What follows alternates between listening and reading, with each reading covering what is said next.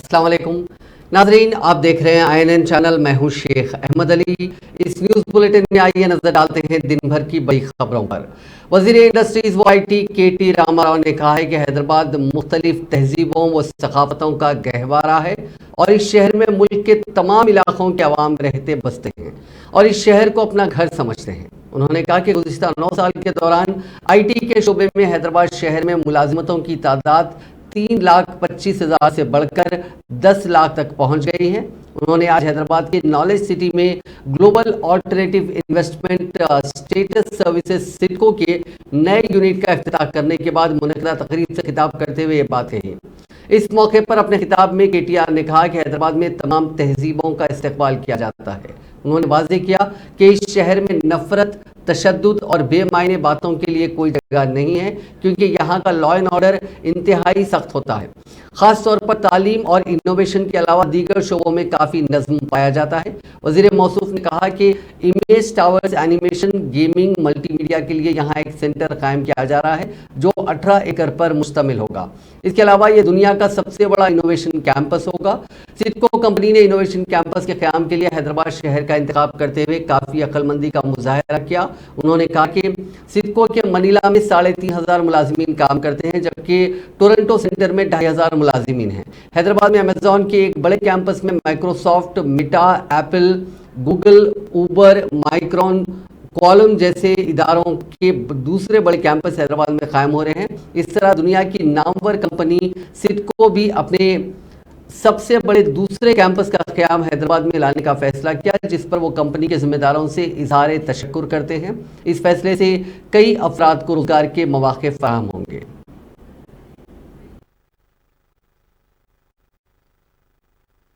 June last year, this number has risen to almost 1 million people, 10 lakh people. So you can see the kind of explosive growth that the city has been witnessing in the technology sector. Now, when I say technology literally permeates into every sphere of life. It cuts into life sciences, it is in defense, it is in logistics, it is in financial services. There's no sector which is immune or insulated from technology. So therefore, you see a lot of youngsters who are from various parts of the country. In fact, I'm sure there must be youngsters here from. How many states do we have? Let's take a head count. Do we have people from Maharashtra? Okay, nice. Do we have anybody from Karnataka? Do we have anybody from Kerala? Nice. Only you, Girish. What about Tamil Nadu? Nice. Anybody from Uttar Pradesh? Only you. Why did Yogi let you? How did he let you out? Bihar? Anybody? Okay, a couple of Biharis, of course. You are a Bihari right here. Oh, you have Biharis here too? All right, nice. The point I was trying to make earlier, that this city is a melting pot, which invites, which assimilates, which literally is welcoming of anybody from any part of India. And anybody who comes into the city within a matter of no time, you start feeling at home. Are you guys enjoying the Halim and Biryani? The Ramzan season? Yeah, of course. See, that's what I was saying. You should experience all this. So the point I'm trying to make, Jay, is this is a beautiful city which is welcoming of all cultures. It's a no-nonsense city. We don't tolerate any kind of hatred, violence, any. वज़ीर बल्दी नज़्म-ओ-नस्क KT Rama Rao ने world heritage day के मौके पर tweet करते हुए बताया कि शहर हैदराबाद को वर्ल्ड हेरिटेज सिटी में तब्दील करना उनकी हुकूमत का अहम मकसद है। उन्होंने कहा कि वर्ल्ड हेरिटेज डे के मौके पर गुज़िश्ता कई बरसों से यहाँ की हुकूमत शहर और अजला में वाक़े तारीख़ी अहमियत की हामिल इमारतों की तज़यीन नौ और उनकी मरम्मत के काम अंजाम दे रही है, ताकि उन इमारतों को असली हालत में लाते हुए उनका तहफ़्फ़ुज़ किया जा सके। अब तक हुकूमत ने शहर हैदराबाद में वाक़े बंसीलाल पेट में सीढ़ियों वाली बॉली, गुंबदान कुतुब शाही, मौज़म जाही मार्केट, सिकंदराबाद क्लॉक टावर और शहर की दीगर तारीख़ी अहमियत की हामिल इमारतों का तहफ़्फ़ुज़ किया है। इसके लिए उनकी तज़यीन नौ के कामों को भी अंजाम दिया गया। इसके अलावा मज़ीद कई इलाकों में इस तरह की इमारतों की मरम्मत के काम जारी हैं। उन्होंने कहा कि उनके महकमे बल्दी नज़्म-ओ-नस्क की जानिब से तारीख़ी अहमियत की हामिल इमारतों का तहफ़्फ़ुज़ किया जा रहा है। वजीर सेहत हरीश राव ने कहा कि मरकजी हुकूमत तेलंगाना के साथ इम्तियाजी सलूक कर रही है। उन्होंने तनकीद करते हुए कहा कि मरकज की जानिब से रियासत में All India Institute of Medical Sciences Bibinagar को कोई तरक्की नहीं दी गई। वजीर मौसूफ ने यादगिरी भुवनगिर जिले के चोटूपल टाउन में 100 बिस्तरों के अस्पताल की तामीर का संग बुनियाद रखने के बाद मीडिया से बात करते हुए कहा कि 2018 में यादगिरी जिले में एम्स मख्तस किया गया था। मोदी ने 4 साल बाद उसका संग बुनियाद रखा। उन्होंने बीजेपी कायदीन पर तनकीद की कि वो सिर्फ एम्स अलॉट करने पर फख्र कर रहे हैं। उन्होंने याद दिलाया कि रियासती हुकूमत ने गुज़िश्ता 8 साल में 8 मेडिकल कॉलेजेस शुरू किए हैं। रियासती हुकूमत ने एम्स की तामीर के लिए 200 एकड़ जमीन मख्तस की। हरीश राव ने कहा कि तेलंगाना तिब के मैदान में तरक्की कर रहा है। नीति आयोग ने भी रियासती हुकूमत की कारकर्दगी की सताइश की। सरकारी अस्पतालों पर लोगों का भरोसा बढ़ गया है। हरीश राव ने कहा कि फ्लोराइड से मुतासरीन को मुफ्त डायलिसिस की खिदमात फराहम की जा रही हैं। रियासत भर में 102 डायलिसिस सेंटर्स कायम किए गए हैं। हरीश राव ने बताया कि मिशन भागीरथ के तहत फ्लोराइड से निजात दिलाने के लिए वजीर आला केसीआर ने इक़दाम किए। उन्होंने कहा कि इस माह न्यूट्रिशन किट स्कीम शुरू की जा रही है। గారు చాలా పెద్ద పీట వేశారు. ముఖ్యమంత్రి గారికి ఎంత ప్రేమ ఉంటది నల్లగొండ జిల్లా మీద అంటే రాష్ట్రం ఏర్పడ్డ తొలినాళ్లలో మొత్తం తెలంగాణలో 4 ప్రభుత్వ మెడికల్ కాలేజీలు మంజూరు చేస్తే అందులో 2 ప్రభుత్వ మెడికల్ కాలేజీలు మన నల్లగొండ జిల్లాకే దక్కినాయి. ఒకటి నల్లగొండలో, రెండవది సూర్యాపేటలో 2 ప్రభుత్వ మెడికల్ కాలేజీలు ఇచ్చారు. మరి పెద్ద పెద్ద నాయకులున్న గతంలో వాళ్ళు కనీసం ఒక్క మెడికల్ కాలేజీని జిల్లాకు సాధించలేకపోయారు. కానీ మంత్రివర్యులు జగదీశ్వర్ రెడ్డి గారు ముఖ్యమంత్రి గారితో మాట్లాడి ఈరోజు 2 మెడికల్ కాలేజీలు ఈ జిల్లాకు సాధించుకోవడం జరిగింది. అంతేకాదు ఇదే కేంద్ర ప్రభుత్వం ఎయిమ్స్ ప్రారంభించి 2018లో ప్రారంభించిన ఇప్పటి వరకు ఎయిమ్స్ లో అతిగతి లేదు. రాష్ట్ర ప్రభుత్వం 200 ఎకరాలు ఇచ్చి 100 కోట్ల రూపాయల భవనం ఇస్తే ఇప్పటికీ ఓపీ సేవలే తప్ప ఐపీ సేవలు లేవు. 2018లో శాంక్షన్ అయితే 4 ఏళ్ల తర్వాత మొన్న ఇలా ప్రధానమంత్రి గారు వచ్చి శంకుస్థాపన చేసిన పరిస్థితి. మరి దాని తర్వాత ప్రారంభమైన నల్గొండ, సూర్యాపేట మెడికల్ కాలేజీలు ఇలా పూర్తయిపోయి బ్రహ్మాండంగా సూపర్ స్పెషాలిటీ సేవలు ఇలా ప్రజలకు అందిస్తా ఉన్నాయి.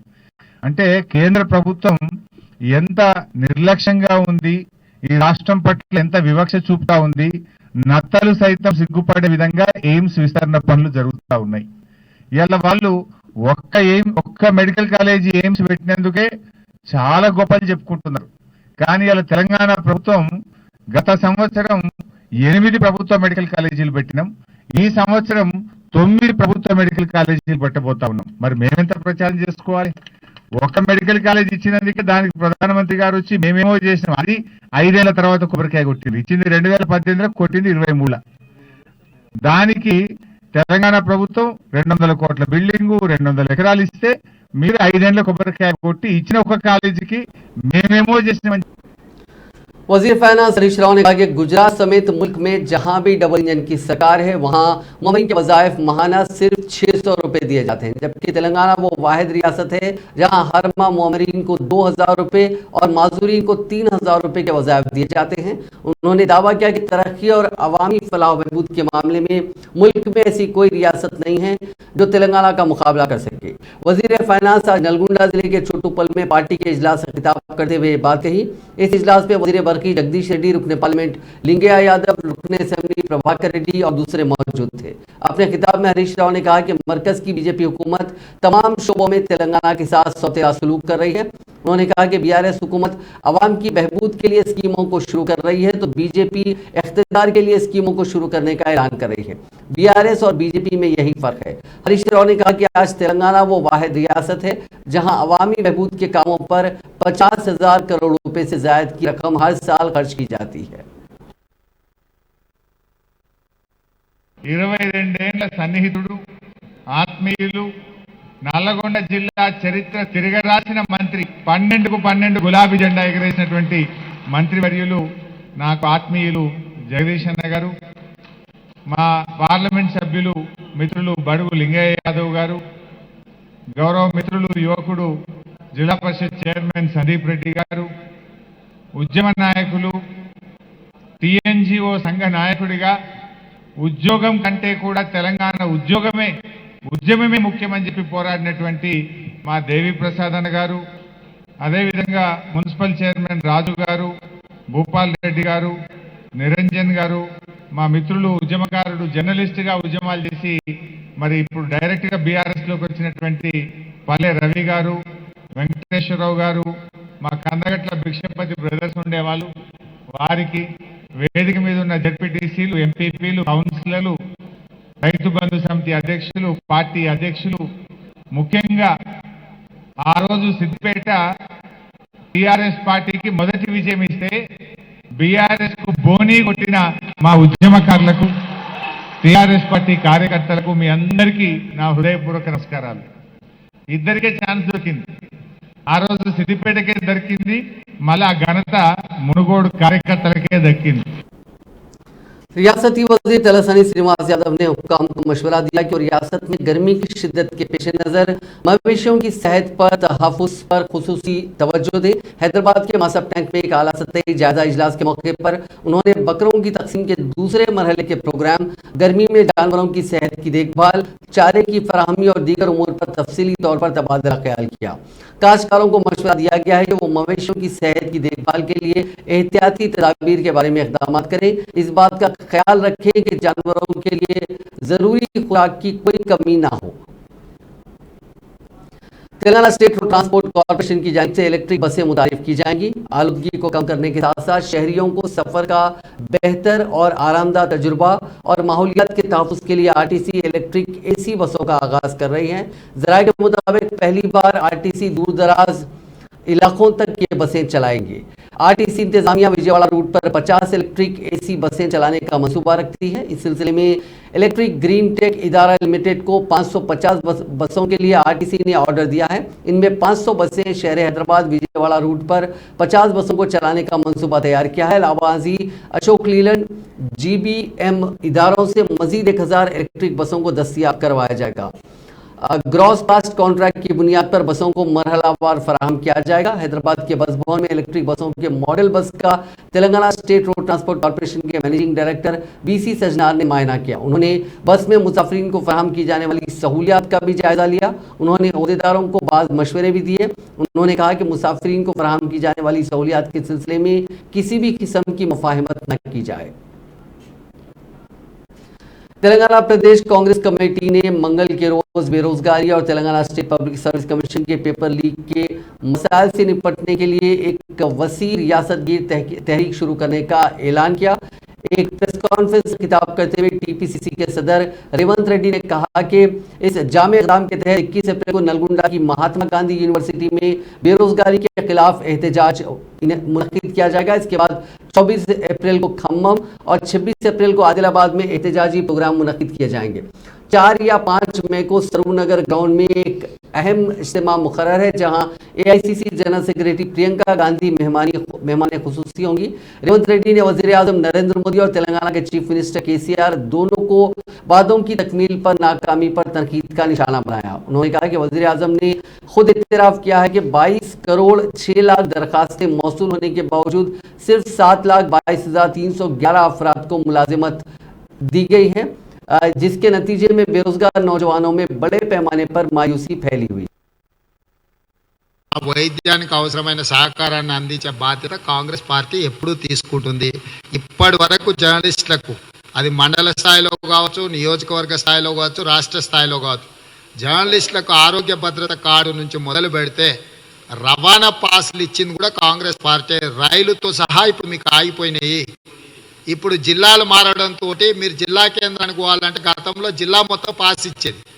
ఇప్పుడు ఈ జిల్లా ఒక ఊరు ఉంటుంది, రెండో జిల్లా ఉంటుంది. ఎక్కడ పోతురో ఏడుకొస్తురో కూడా మీకు అందుకోసమని ఆ పాసుల నుంచి మొదలు పెడితే ఇళ్ల స్థలాల వరకు, ఆరోగ్య భద్రత కార్డు వరకు, చివరికి కరోనా వస్తే గాంధీ ఆసుపత్రిలో వైద్యం అందక కూడా జర్నలిస్టు మిత్రులు చచ్చిపోయారు. మీ సమస్యల పట్ల మాకు అవగాహన ఉంది, సానుభూతి ఉన్నది. తప్పకుండా జర్నలిస్టు మిత్రులను ఆదుకునే బాధ్యత కాంగ్రెస్ పార్టీ తీసుకుంటుంది.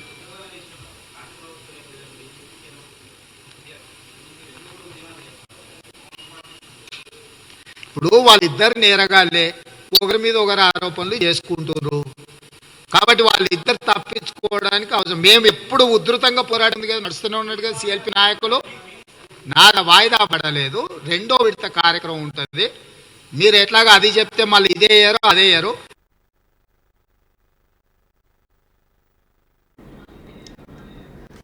कांग्रेस के साबिक रुकन पार्लियामेंट वी हनुमंत राव ने आज राहुल गांधी की उस तजवीज़ का खैर मकदम किया जिसमें उन्होंने कौमी सतह पर ज़ात पर मबनी सेंसस कराने का मुतालबा किया। आज गांधी भवन में मीडिया से बात करते हुए हनुमंत राव ने कहा कि कल उनकी राहुल गांधी से मुलाकात हुई थी। इस मुलाकात के दौरान उन्होंने राहुल गांधी पर जोर दिया कि वो कौमी सतह पर बीसी सेंसस का मुतालबा करें और इस तजवीज़ को राहुल गांधी ने कबूल कर लिया।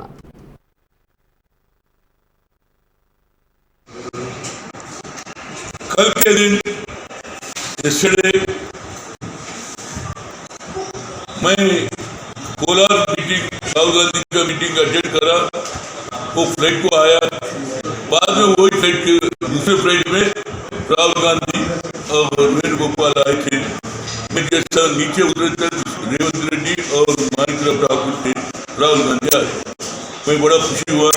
मौके का फायदा उठा के राहुल गांधी को बोला, मैं राहुल गांधी जी सब सुनने के बाद बोला राहुल गांधी जी अपन बहुत कुछ करे।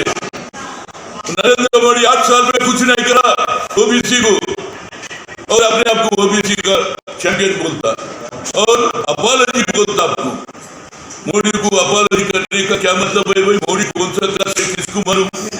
वो नीरज मोदी ललित मोदी के बारे में बोले तो उसको भी जयप्रकाश नड्डा बोलता, बंडी संजय बोलता अपॉलॉजी। उसके ऊपर तो कहीं को अपॉलॉजी बोलना है।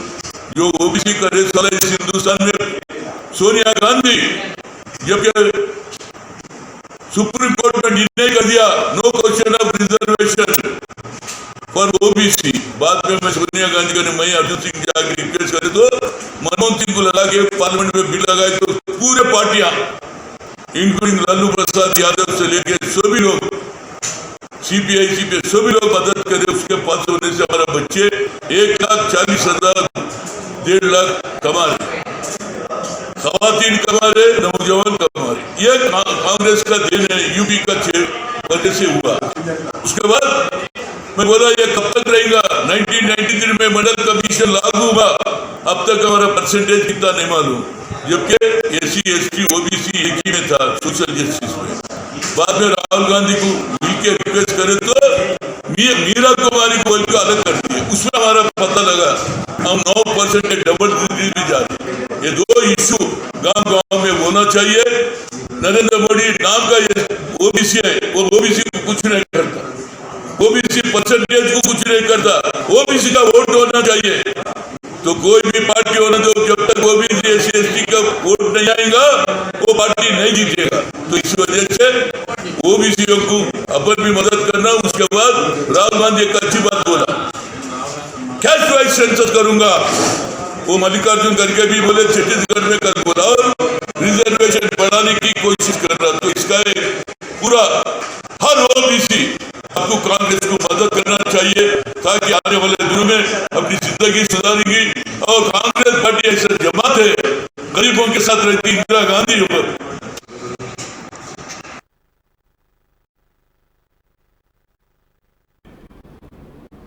बीजेपी के रियासती सदर बंडी संजय ने निर्मल शहर के मुसलमानों के लिए मखदस ईदगाह की अराजी पर शदीद एतराज करते हुए इस अलॉटमेंट को गैर कानूनी करार दिया और कहा कि मरकजी हुकूमत ने निर्मल जिले के चिंचोली गांव में सर्वे नंबर 543, 544 और 969 में वाक़ जंगल की अराजी को नौजवानों के लिए स्किल डेवलपमेंट सेंटर कायम करने रियासती हुकूमत की दरख्वास्त पर 3 हेक्टेयर जमीन को तेलंगाना हुकूमत के हवाले किया था, लेकिन रियासती हुकूमत ने इस अराजी को स्किल डेवलपमेंट सेंटर का क़याम अमल में लाने के बजाय मुसलमानों के ईदगाह के लिए मख्तस कर दिया। और वज़ीर दाखिला महमूद अली और निर्मल से नुमाइंदगी करने वाले वज़ीर जंगलात इंद्रकरण रेड्डी इस अराजी पर ईदगाह के तामीरी कामों का संग बुनियाद रखने वाले हैं। बंडी संजय ने इस वाक़े पर चीफ मिनिस्टर केसीआर को एक मकतूब रवाना करते हुए इस अराजी को ईदगाह के लिए मख्तस करने पर शदीद एतराज़ किया और इल्ज़ाम लगाया कि रियासती हुकूमत सियासी मफाद के लिए इस अराजी को एक तबके के हवाले कर रही है। उन्होंने कहा कि अवामी इज्तिमात के प्रोग्राम मुनक्किद करने के बजाय एक तबके की इबादत के लिए अराजी को मुख्तस करना गैर कानूनी और गैर दस्तूरी है, कानून भी इसकी इजाज़त नहीं देती। उन्होंने कहा कि साबिक़ में मुत्तहिदा रियासत आंध्र प्रदेश के हाई कोर्ट ने अपने एक फैसले में वाजे किया था कि अवामी मकासद के लिए मख्तस अराजी को दूसरे मकासद के लिए इस्तेमाल नहीं किया जा सकता। इस तरह हुकूमत हाईकोर्ट के अहकामात की खिलाफ वर्जी कर रही है। उन्होंने कहा कि यह अराजी वहाँ की मंदिर के इंतहाई करीब है। इस अराजी पर ईदगाह की तामीर से दोनों तबकात के दरमियान इख्तिलाफात पैदा हो सकते हैं। उन्होंने चीफ मिनिस्टर से मुतालबा किया कि वो मज़कूरा अराजी को जिस मकसद के लिए मख्तस किया गया था उसी मकसद के लिए इस्तेमाल करें। साबिक रुकन पार्लियामेंट व बीजेपी कायद हुंडा विश्वेश्वर रेड्डी ने चिवड़ा पार्लिमानी हल्के के 7 असेंबली हल्के जात के बीजेपी कायदीन के साथ एक इजलास मुनक़िद करते हुए 23 अप्रैल को मरकजी वज़ीर दाखिला अमित शाह के दौरे तेलंगाना और चिवड़ा में मुनक़िद होने वाले जलसे आम की तैयारियों का जायजा लिया।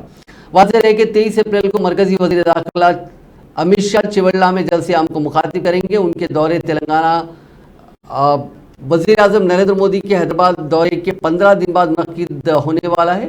इस पर मुख्तलिफ क़यास आराइयों का सिलसिला शुरू हो गया है। सियासी मुबस्सिरीन का ख्याल है कि जून के बाद तेलंगाना में किसी भी वक्त असेंबली इंतखाबात का नोटिफिकेशन जारी हो सकता है। रियासती हाईकोर्ट ने आंध्र प्रदेश के साबिक वजीर वाईएस विवेकानंद रेड्डी के कत्ल मामले में कड़पा के रुकने पार्लियामेंट वाईएस अविनाश रेड्डी को आर्जी तौर पर राहत देते हुए सीबीआई को हिदायत दी है कि वो 25 अप्रैल तक उन्हें गिरफ्तार ना करे। साथ ही अदालत ने अविनाश रेड्डी को हिदायत दी कि वो 25 अप्रैल तक रोजाना सीबीआई की तहकीकात में हाजिर हों। सीबीआई ने इस केस में वाईएसआर कांग्रेस के रुकने पार्लियामेंट अविनाश रेड्डी को गिरफ्तार करने का वारंट जारी किया था। ताहम रुकने पार्लियामेंट तेलंगाना हाईकोर्ट से रुजू हुए थे और जमानत कबल गिरफ्तारी की दरखास्त दाखिल की थी। दरखास्त पर गुज़िश्ता 2 दिनों से तफसीली मुबाहिस हुए और आज हाईकोर्ट ने दोनों फरीकैन के दलाइल सुनने के बाद 25 अप्रैल तक अविनाश रेड्डी को गिरफ्तार न करने की हिदायत देते हुए इस दरखास्त का क़तई फैसला उसी दिन सुनाने का ऐलान किया।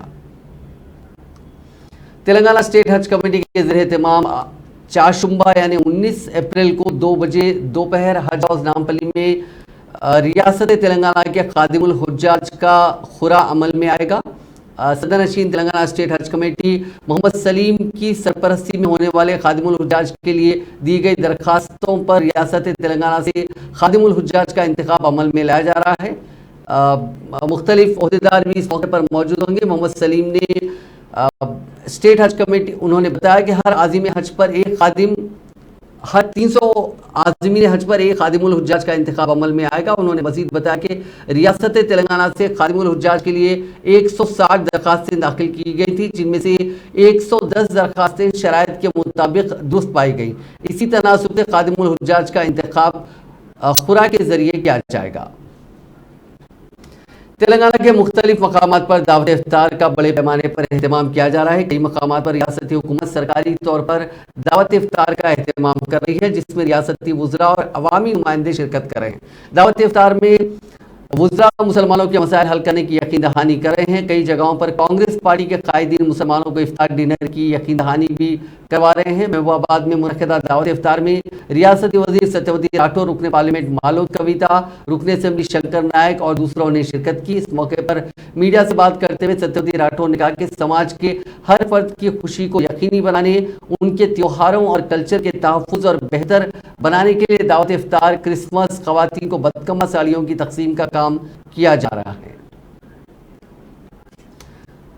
शब कदर के मौके पर हैदराबाद में कई फ्लाईओवर ब्रिजेस मंगल यानी आज की रात 10 बजे से कल सुबह तक बंद कर दिए जाएंगे। ग्रेटर हैदराबाद में green land flyover, PVNR expressway और लंगर हाउस फ्लाईओवर के अलावा तमाम फ्लाईओवर्स बंद रहेंगे। दूसरी जानिब ट्रैफिक पुलिस हुकाम ने बताया कि नेकलेस रोड को भी बंद किया जाएगा।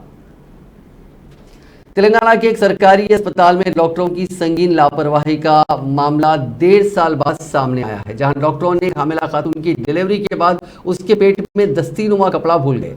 इसकी वजह से खातून 1.5 साल से शदीद पेट के दर्द में मुब्तला थी और एक खानगी अस्पताल में स्कैनिंग करवाने पर पता चला कि उसके पेट में कपड़ा है। खानगी अस्पताल के डॉक्टर ने खातून का ऑपरेशन करते हुए उसके पेट से कपड़ा निकाला। यह वाकया जगतियाल जिले के सरकारी अस्पताल का है, जहाँ सिलसिला जिले के वेमुलावाड़ा से ताल्लुक रखने वाली नाहुआ श्री नामी खातून डिलीवरी के लिए 29 दिसंबर 2021 में जगतियाल सरकारी अस्पताल के माता शिशु सेंटर से रुजू हुई थी। डॉक्टरों ने उसकी सिजेरियन ऑपरेशन करते हुए डिलीवरी अंजाम दी, लेकिन एक कपड़ा उसके पेट में ही छोड़ दिया था और खातून 2-3 दिन बाद अपने मकान लौट गई। उसके चंद दिन बाद से उसे पेट में दर्द शुरू हुआ। कई मरतबा अस्पताल में बताने से भी कुछ फायदा नहीं हुआ। इस तरह 1.5 साल तक खातून दर्द कम करने की गोलियां खाती रही। ताहम 2 दिन कबल खानगी हॉस्पिटल ने उसके दर्द का पता चलाने स्कैनिंग की, जिसमें इस बात का इंकशाफ हुआ कि पेट में कपड़ा मौजूद है। डॉक्टरों ने उसका ऑपरेशन के जरिए कपड़ा निकाल दिया।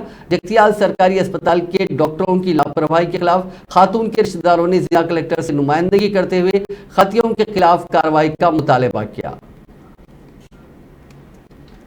नामबल्ली की एक फास्ट ट्रैक कोर्ट ने शहर के बंजारा हिल्स में वाक़ एक स्कूल के बस ड्राइवर को एक मासूम लड़की के साथ जिनसी ज्यादती के इल्जाम में 20 साल कैद की सजा सुनाई। तफसीलात के मुताबिक बंजारा हिल्स रोड नंबर 14 में वाक़ BAV स्कूल में LKG में जेर तालीम 5 साल लड़की के साथ उसी स्कूल के बस ड्राइवर 34 साल रजनी कुमार ने स्कूल के अहाते में मुतअद्दिद मरतबा जिनसी ज्यादती की थी। ये वाकया गुज़िश्ता साल 19 अक्टूबर को मंजर आम पर आने के बाद पुलिस ने रजनी कुमार को गिरफ्तार कर लिया था, जिस पर उसने जुर्म का एतराफ किया। तहकीकात में पता चला कि रजनी कुमार मुतासिरा को स्कूल के डिजिटल क्लासरूम में रोजाना ले जाकर उसके साथ जिनसी ज्यादती करता था। इस वाक़े के बाद मुतासिरा लड़की की तबीयत खराब हो गई और उसके घर वालों ने लड़की से दरियाफ्त किया तो सारा मामला सामने आया। घर वालों ने रिश्तेदारों के साथ मिलकर स्कूल के अहाते में ही बस ड्राइवर की काफी पिटाई की और उसे पुलिस के हवाले कर दिया। बताया गया कि लड़की के वालिद की शिकायत पर पुलिस ने गुज़िश्ता साल 17 अक्टूबर को रजनी कुमार के खिलाफ मुकदमा दर्ज करते हुए गिरफ्तार किया था और आज नामपल्ली के फास्ट ट्रैक कोर्ट ने मुलजिम रजनी कुमार को कसूरवार करार देते हुए 20 साल कैद की सजा सुनाई। सैबराबाद की स्पेशल ऑपरेशन टीम ने मकामी पुलिस के साथ मुश्तरका कार्रवाई में राजेंद्र नगर, मैलारदेवपल्ली और मोइनाबाद के मुख्तलिफ फार्म हाउसेस और लॉजेस पर छापे मारे और पीर को चेन्नई सुपर किंग्स और रॉयल चैलेंजर्स बैंगलोर के दरमियान IPL क्रिकेट मैच के लिए ऑनलाइन सट्टेबाजी के इनेकाद के इल्जाम में 4 अफराद को गिरफ्तार किया। पुलिस ने उनके पास से 60 लाख रुपए नकद, 4 मोबाइल फोन, 2 लैपटॉप और दीगर सामान भी जब्त किए। गिरफ्तार अफराद और कब्जे लिए गए मवाद को मजीद कार्रवाई के लिए मकामी पुलिस के हवाले कर दिया गया।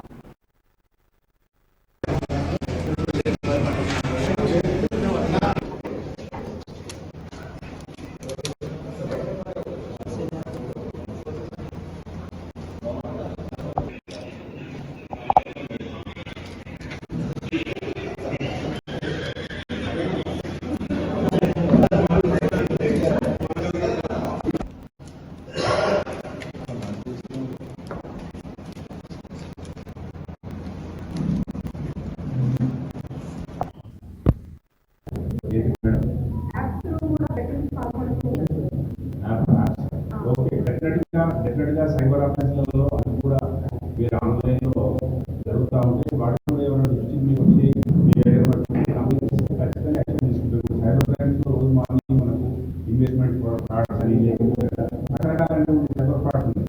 సో అవన్నీ కూడా మనకు కేసులు నమోదు చేయడం, ఇన్వెస్టిగేషన్ చేయడం జరుగుతూ ఉంది.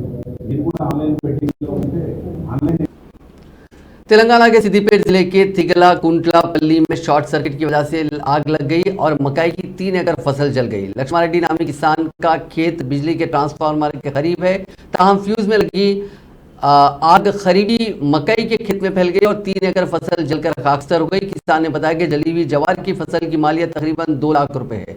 उस किसान ने इस वाक़े पर गहरे दुख का इजहार करते हुए कहा कि हालिया सालाबारी से फसल को नुकसान पहुंचा, ताहम अब अचानक इस वाक़े से मुकम्मल फसल जलकर खाकस्तर हो गई। उस किसान ने हुकूमत से मुआवजा फराहम करने का मुतालबा किया। तेलंगाना के महबूबाबाद जिले के गारला मंडल में बंजारा सेवा समिति स्कूल में 16 तलबा और 4 असातिज़ा कोरोना से मुतासर हो गए। खांसी और जुकाम जैसी अलामात पर बास तलबा के तिब्बी मायने किए गए, जिसमें वो कोरोना से मुस्बित पाए गए। उन्हें उसी स्कूल के बालाई मंजिल पर क्वारंटाइन में रख दिया गया, उनका इलाज किया जा रहा है। हॉस्पिटल में मजीद 50 अफराद को निगरानी में रखा गया है। कोविड से मुतासर अफराद को किट्स दी गई हैं। दूसरी तरफ निर्मल जिले के बसारा RGU के में एक टीचर और उनके खानदान के 2 अफराद कोरोना वायरस से मुतासिर पाए गए। विशाखा स्टील प्लांट के production planning and monitoring department में DGM के तौर पर काम करने वाले एक ओहदेदार की मुश्तबा मौत हो गई। पुलिस के मुताबिक फैक्ट्री के EDPPM डिपार्टमेंट के दफ्तर में DGM के तौर पर काम करने वाले TVV प्रसाद, जिनकी उम्र 50 बरस है, वो पीर को जनरल शिफ्ट ड्यूटी पर हाजिरी दी है। वो दफ्तर की तीसरी मंजिल पर अपने कमरे में जाते हुए अचानक गिर गए। अमले ने उन्हें फौरी तौर पर इब्तदाई तिब्बी इमदाद सेंटर पहुंचाया और वहां से स्टील जनरल अस्पताल पहुंचाया। डॉक्टरों ने उनकी मौत की तस्दीक कर दी। प्रसाद ने 1995 में स्टील फैक्ट्री में अपने कैरियर का आगाज किया था और तरक्की करते हुए डीजीएम की सतह पर पहुंचे थे। नाज़रीन, इस न्यूज बुलेटिन में बस इतना ही। आप देखते रहिए INN चैनल।